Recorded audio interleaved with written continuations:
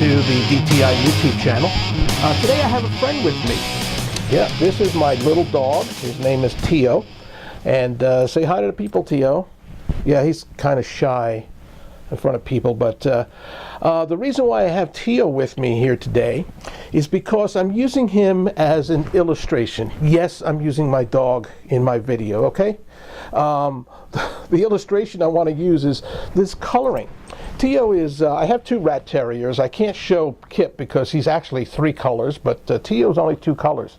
He is simply just black and white, and I want to show you his coloring here. And the reason why I am using Tio is because our subject today is going to be the use of accept reject criteria in quality assurance of safety management systems. I'm going to let Tio down here. One of the important factors that we need to understand in performing audits and assessments in our company is that we have to have a clear standard. Something that tells us this is what we should be seeing. This is what the results should look like. We have to have something that tells us that this is either good or this is either bad. In the quality assurance world, we refer to this as accept reject criteria. Now, this is very hard for a lot of people to understand because a lot of people think, well, I'm the auditor, and therefore I determine what is right and what is wrong. Well, that's not really the case if we take a look at the science of auditing. Dr. Duran in his book says we must have a clear boundary of what is acceptable and not acceptable. Dr. Deming says we must settle the definition of a defect or a defective or what is a good product or a bad product before we do business, so that we have a standard that which we work by. So accept reject criteria is that standard. So for example, when we perform an audit, okay, the audit checklist must be written so that we have a clear understanding of what is right and what is wrong. A good example would be the flight attendant makes a seatbelt announcement when the seatbelt light comes on. The accept reject criteria is simply, did the flight attendant make that seatbelt announcement? Now, we're going to talk about ambiguity later, but we need to understand what the accept reject criteria is. Does the dangerous goods container have a label on it? Yes or no? So you observe the dangerous good container. Does it have a label on it? Yes or no? So the accept reject criteria on an audit is either yes or no. Now, I know a lot of you are saying, wait a minute, but is that label the correct label or not the correct label? That is not up to the auditor. That should have been already settled in the audit checklist or the procedure. A lot of companies will actually take a picture of the correct label to show the auditor, this is what's acceptable, anything else is not. Also, during an assessment, we have the same situation, okay?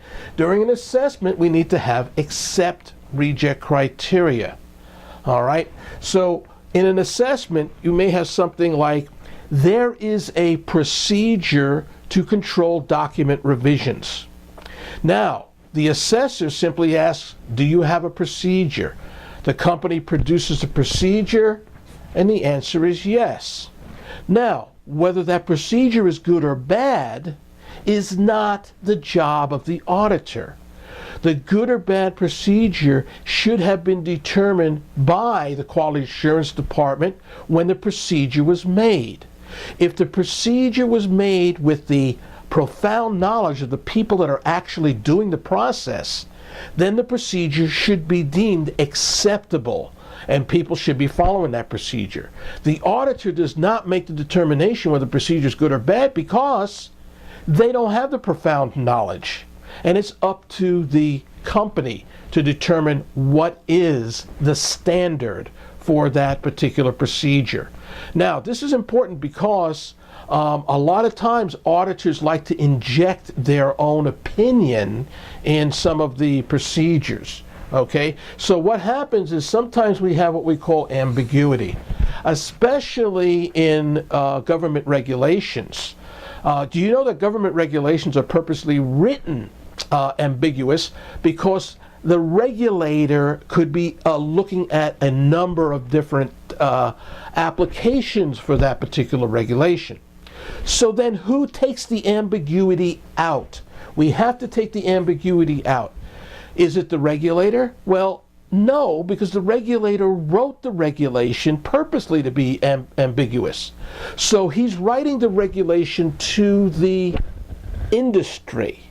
It is up to industry to take the ambiguity out. Let me give you an example. There's a regulation that requires, there will be periodic reviews of the dangerous good system. The regulation says periodic reviews. Well, periodic is an ambiguous statement. It's kind of subjective. So the regulation is written so that the enterprise, the company decides, okay, periodic will be every 6 months, or periodic will be yearly or monthly. Now, I know what you're thinking. But what if he says it's every 10 years? This is where within reason comes into play. And these procedures should be reasonable. The company should have gone through the process of creating those procedures using a team with people with profound knowledge and have determined that that would be reasonable. It's not up to the government to say that procedure is not good enough. Now, let me explain to you why. The only way we can tell if a procedure is not going to work is if it doesn't work and we have objective evidence of the failure of that particular process. An inspector cannot predict the future. And an inspector could say, well, I know this, I'm an expert in this particular area. It doesn't matter. You can't predict the future. We need to be able to look at the process the company used to get to that standard and then determine, based on objective evidence of the results, if the procedures are good or bad. The one lesson that I want you to take away from this short video is this, okay? You cannot assess or audit on opinion. You can't. There has to be accept, reject criteria.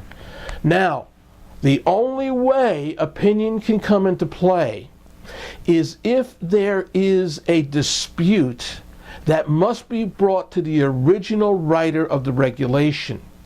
A regulation that is so ambiguous as to open to interpretation is a poorly written regulation.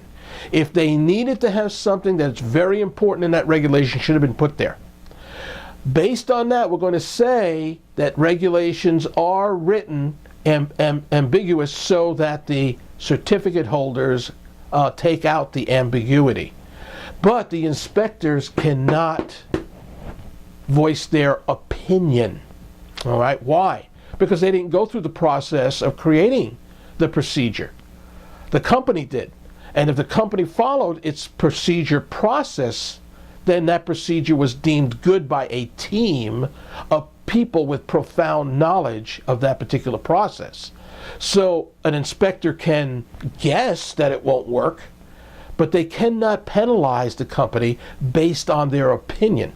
So all assessments and audits must be based on a standard with accept, reject criteria. Now, these are not my words. These are the words of the famous quality gurus, Dr. Joseph Juran, who wrote the Quality Control Handbook, and Dr. W. Edwards Deming, right, in a lot of his writings, talks about the system. We must settle these arguments first, and then we can have a system that has accept, reject criteria. Hey, email me. I know this is going to step on some toes, especially some of the regulators out there, because when you get a little bit of power, you kind of feel like I want to voice my opinion here, what I think is going to work and not going to work.